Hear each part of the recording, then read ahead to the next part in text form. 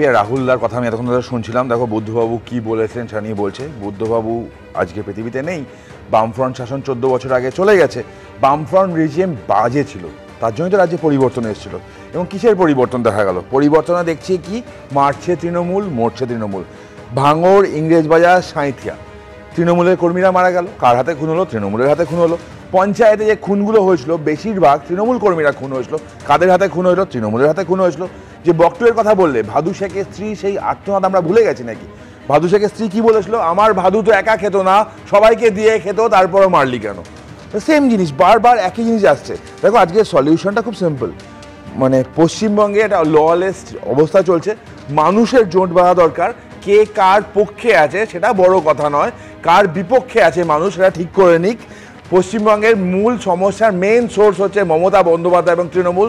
তাকে না সরানো পর্যন্ত পশ্চিমবঙ্গের অবস্থা পরিবর্তন হবে না।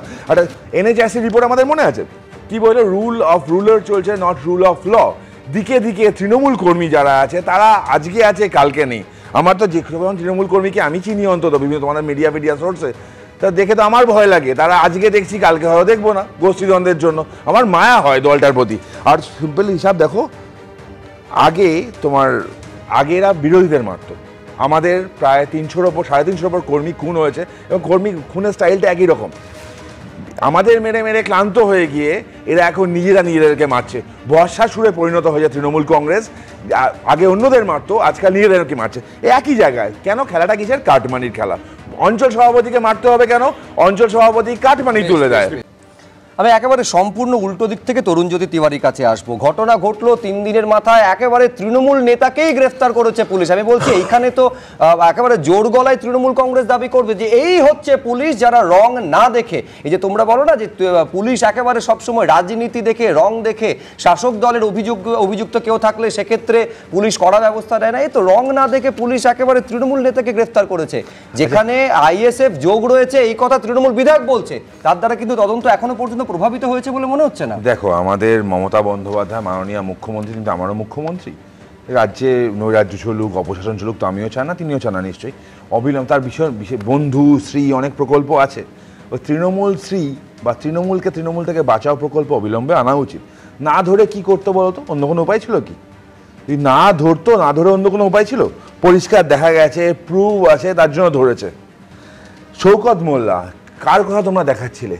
কে শওকত মোল্লা? যে সেই শওকত মোল্লা যাকে মমতা বন্দ্যোপাধ্যায় আইডেন্টিফাই করেছে, তুই তো বোম বাঁধিস। একজন বিধায়ক, একজন নাকি আমাদের ল মেকার, আমাদের লেজিসলেটিভ অ্যাসেম্বলির মেম্বার, তার পেশা কি? তিনি বোম বাঁধে।